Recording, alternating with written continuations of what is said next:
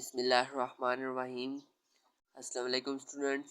आज हम exercise 10.1 question number 4 और 5 सॉल्व करेंगे। इस क्वेश्चन नंबर 1, 2 और 3 इसकी फर्स्ट पार्ट वाली वीडियो मैंने अपलोड कर दिया है, उसका भी मैं लिंक डिस्क्रिप्शन में डाल दूंगा। आज चलिए क्वेश्चन नंबर 4 से स्टार्ट करते हैं। क्वेश्चन नंबर 4 का ए पार्ट है D Y by D of X equal to cos X, और इनिशियल कंडीशन हमें गिवन है वाई 0 इक्वल टू 1। y के अंदर ये जो ज़ीरो लिखा होता है, अगर हम y के अंदर x की कोई वैल्यू पुट करेंगे तो y का आंसर आएगा। y डिपेंड कर रहा है x के ऊपर, तो x हमारे पास है 0, और जब हम x 0 पुट करेंगे तो y की वैल्यू हमारे पास 1 आई। अब हम क्या करते हैं कि ये जो dx है, x वाले वेरिएबल एक साइड पर और y वाले एक साइड पर। अब dx यहाँ पर डिवाइड हो रहा था dy के, वहाँ पर जाकर मल्टीप्लाई, तो dy equal to cos x dx। अब हम करते हैं दोनों तरफ इंटीग्रल ले लेते हैं, taking integral on both side, क्योंकि हमने यहाँ से एक इक्वेशन बनानी थी। तो यहाँ पर taking integral on both side करते हैं, तो यहाँ पर 1 है, तो जब हम y की रिस्पेक्ट से इंटीग्रल ले रहे हैं तो y की पावर 0 भी 1 ही होता है। y 0 प्लस 1 डिवाइडेड बाई 1, तो हमारे पास 1 का इंटीग्रल क्या आ जाएगा, y with respect to y। cos x का डेरिवेटिव होता है sin x divide sin K X divide by K. अब यहाँ पर cos के एक्स हमारे पास k क्या है 1, और यहाँ पर आ जाएगा sin x बाई के 1 है, तो sin x by 1 plus c। cos x का इंटीग्रल होता है sin x, तो हम यहाँ पर sin x plus c put कर देंगे। x और y की वैल्यूज़ पुट करेंगे। x हमारे पास 0 है और y 1 है, जो कि इनिशियल कंडीशन गिवन है।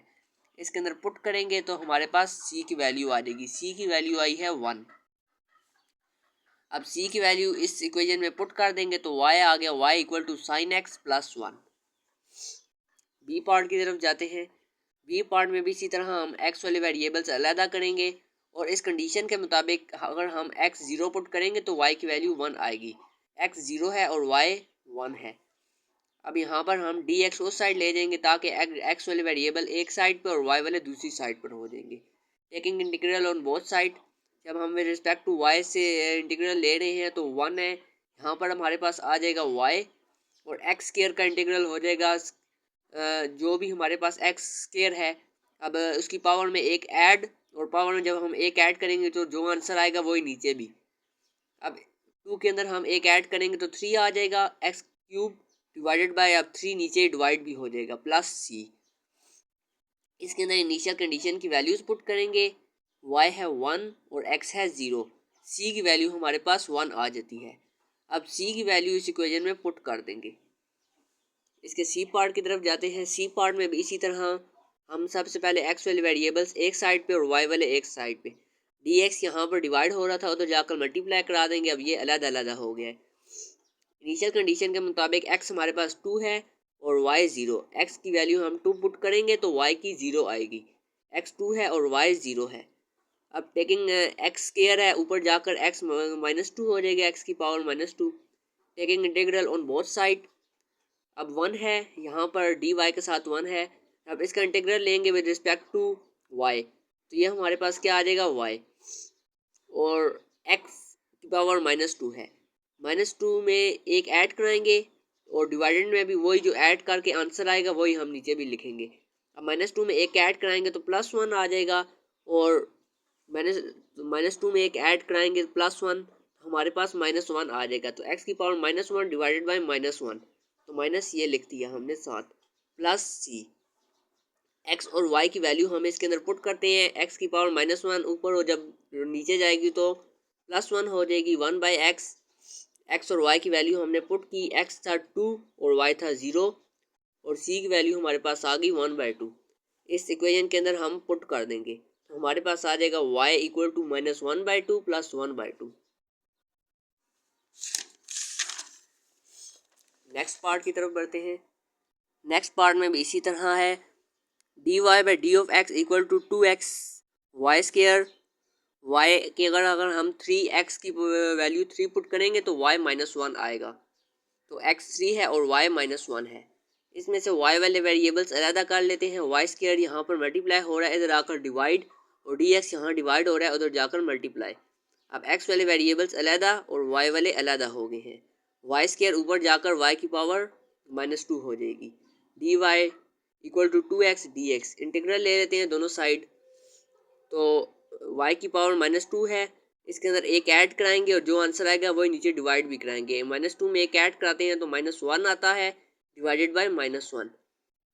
2 यहाँ से हम बाहर बेशक लिख दें। अब x की पावर 1 है, 1 के अंदर एक ऐड कराएंगे, जो आंसर आएगा वही नीचे भी लिखेंगे। अब x के अंदर हम एक ऐड कराते हैं तो 2 divided by 2, 2x square by 2, 2 से कैंसिल हो जाएगा, तो हमारे पास एक इक्वेशन ये बन गई। इस इक्वेशन को और हम सिंपली सोल्व करते हैं। y यहाँ पर डिवाइड हो रहा है, उधर जाकर मल्टीप्लाई, और एक्स स्क्वायर प्लस सी यहाँ पर मल्टीप्लाई हो रहा है, इधर आकर डिवाइड। अब हम एक्स और वाई की वैल्यू जो इनिशियल कंडीशन में हमें गिवन थी, वो इस इक्वेशन स्टार वाली इक्वेशन का नाम दिया है हमने इसे, इसके अंदर पुट करेंगे तो हमारे पास सी की वैल्यू आ जाएगी। सी की वैल्यू हम इस डबल स्टार इक्वेशन के अंदर पुट कर देंगे तो हमारे पास ये इक्वेशन सोल्व हो जाएगी। क्वेश्चन नंबर 5 की तरफ बढ़ते हैं। क्वेश्चन नंबर 5 में है कि suppose a student carrying corona virus returns an isolated college campus of 1000 students. वो कह रहा है कि एक हमारे पास एक कॉलेज कैंपस है जिसके अंदर टोटल स्टूडेंट्स कितने हैं, 1000। कोरोना वायरस ग्रो करता है। It is considered rate at which the virus spreads is proportional not only to the number X of infected students but also to the number of students not infected. Find the number of infected students after 6 days if it is further observed after 4 days equal to 50। वो कह रहा है कि हमारे पास जो rate है, rate क्या होता है, rate of change of time D x by D T, वो प्रोपोर्शनल है, डायरेक्टली प्रोपोर्शनल किसके, x infected of students, x के। उसने जो स्टूडेंट्स को कोरोना वायरस हुआ है उसको एक्स का नाम दिया है, और 1000 में से अगर हम एक्स माइनस कर देते हैं तो वो स्टूडेंट्स आ जाएंगे जिनको कोरोना वायरस नहीं हुआ। और उसने कहा कि अगर हम ये बताएं कि 6 दिनों के गुजरने के बाद कितने स्टूडेंट्स इसको कोरोना वायरस हो चुका होगा। और अगर ऑब्जर्वेशन क्या है हमारे पास, अगर 4 दिन गुजरे हैं और 50 बच्चों को हुआ है, तो हमने ये बताना है कि 6 दिन गुजरने के बाद कितने बच्चों को हो जाएगा। नंबर ऑफ स्टूडेंट इन्फेक्टेड है उसको हम एक्स का दे देते हैं, जो बाकी बच्चे बच जाएंगे जिनको कोरोना वायरस नहीं हुआ उसको हम 1000 माइनस एक्स का नाम दे देंगे। अब उसने रेट ऑफ चेंज उसने कहा था इस डायरेक्टली प्रोपोर्शनल किसके, एक्स के इन्फेक्टेड स्टूडेंट्स के, और रिमेनिंग स्टूडेंट जिनको नहीं हुआ 1000 माइनस एक्स के। अब डायरेक्टली प्रोपोर्शनल का साइन जब हम हटाते हैं तो कोई कांस्टेंट लगाते हैं, यहाँ पर हमने के कांस्टेंट लगा दिया। अब के कांस्टेंट लगा दिया, डी टी अलहदा कर लेंगे और एक्स वाले वेरिएबल्स अलहदा कर लेंगे। ये यहाँ पर मल्टीप्लाई हो रहे थे, यहाँ पर आकर डिवाइड, और के भी साथ इसके आ जाएगा, और डी टी यहाँ डिवाइड हो रहा था उधर जाकर मल्टीप्लाई। टेकिंग इंटीग्रल लेते हैं दोनों साइड पर। अब इस साइड इंटीग्रल लिया, 1/k कांस्टेंट था, इसको बाहर लिख लेंगे, 1/x divide by 1000 minus x. अब 1/x होता है, इसको तो हम इजीली सोल्व कर लेते, लेकिन इसके साथ 1000 माइनस एक्स भी मल्टीप्लाई हो रहा है।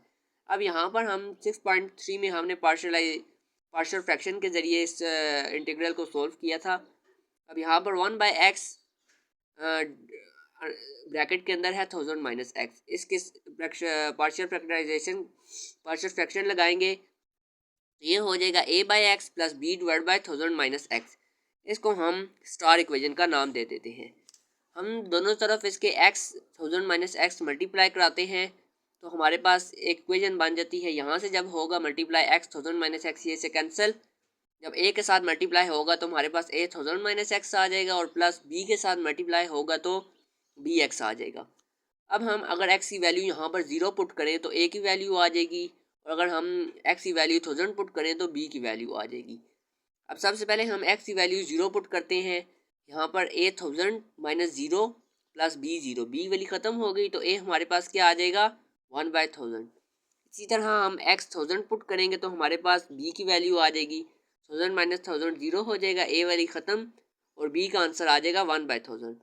अब ये और ए और बी वैल्यू हम स्टार इक्वेशन में पुट कर देंगे, जो आंसर आया है 1/x 1000 minus x 1/1000 x plus 1/1000 1000 minus x.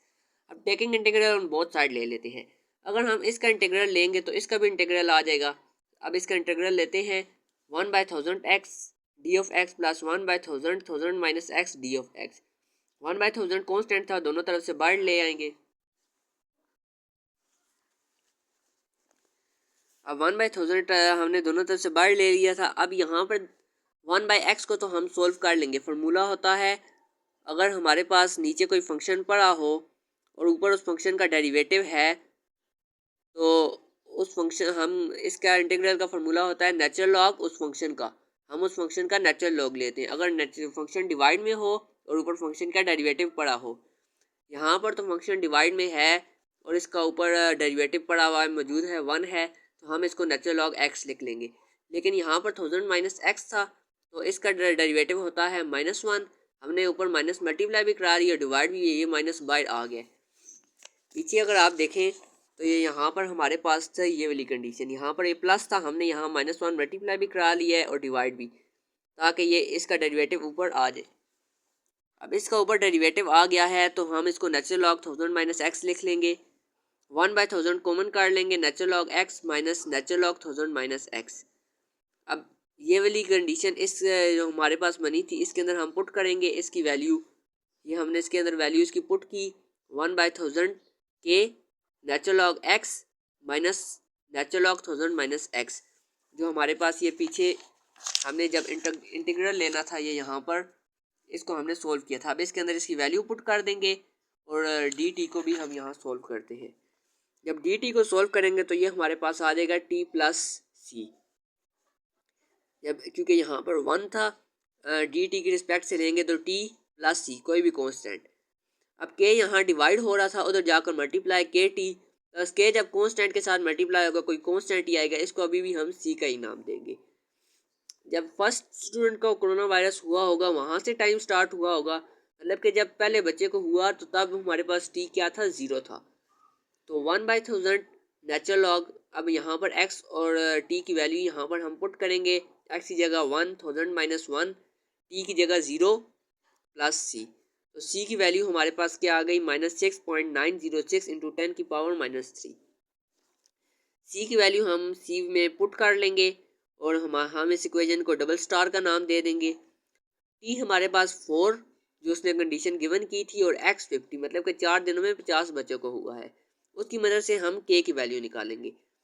अब t की जगह पर 4 पुट कर देंगे और x की जगह पर हम 50 पुट कर देंगे। नेचुरल लॉग 50,000 माइनस 50 प्लस 6, यहाँ पर माइनस हो रहा था, इस साइड आकर प्लस 6.906 इंटू 10 की पावर -3 इक्वल टू के, टी की जगह 4। ये 4k हो गया। इसको जब हम सोल्व करते हैं तो -2.944 इंटू 10 की पावर -3 आता है। अब इन दोनों को ऐड करेंगे तो हमारे पास 3.962 इंटू 10 की पावर -3 आ गया। 4 यहाँ मल्टीप्लाई हो रहा था तो यहाँ पर आकर डिवाइड, तो के की वैल्यू हमारे पास आ जाती है 9.905 इंटू 10 की पावर -3। अब के की वैल्यू भी इस डबल स्टार वाली इक्वेशन में हम पुट कर देंगे, के की वैल्यू भी आ जाएगी, सी की भी। अब हम इजीली टी यहाँ पर 6 पुट करेंगे और हमें मालूम हो जाएगा कि कितने बच्चों को 6 दिनों के अंदर अंदर इन्फेक्ट हुए हैं, कितने बच्चों को कोरोना वायरस हो चुका है 6 डेज में। यहाँ पर हमने इसकी वैल्यू पुट कर दी। जब T6 था, 6 दिन थे, तो x क्या था नहीं मालूम था। अब यहाँ पर हम इसको पुट करते हैं 6 टाइम की जगह पर, तो हमारे पास ये आंसर आ जाता है यहाँ पर -0.963। ये 1000 डिवाइड हो रहा था, इधर जाकर मल्टीप्लाई हो गया। तो जब ये इसको पूरा सोल्व करेंगे तो हमारे पास -0.963 आ जाता है। अब taking exponential on both side लेंगे तो एक्सपोनेंशियल नेचुरल लॉग से ख़त्म हो जाएगा, x divide by 1000 minus x, और एक्सपोनेंशियल की पावर -0.963। जब इसको कैलकुलेटर पे सॉल्व करते हैं तो हमारे पास 0.3817 आ जाता है। अब इसको ये यहाँ पर डिवाइड हो रहा था, इधर आकर मल्टीप्लाई, इसको जब 1000 से मल्टीप्लाई कराएंगे 381.7 माइनस इसको इससे मल्टीप्लाई करा दिया तो ये 0.3817x। अब ये यहाँ पर माइनस था, इधर आकर प्लस होगा तो 1.3817x आ जाएगा।